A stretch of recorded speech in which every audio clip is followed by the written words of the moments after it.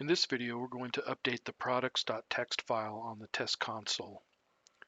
First, you need to download the products.zip file from the Yes System Test Tools webpage.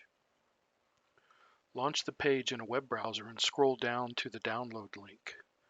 Click on the download link and click OK to save the file. In this video, the products.zip file is downloaded directly to the test console. But the most common method is to download on a remote PC and transfer using a thumb drive. Once you've obtained the current products.zip file, open Test Console.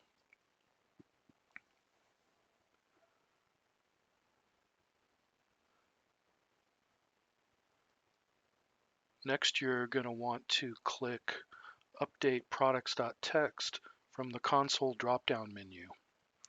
Point the select window to the location of the products.zip file and click Save.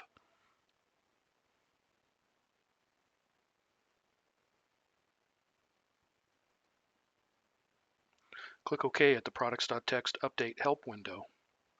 That's all there is to it.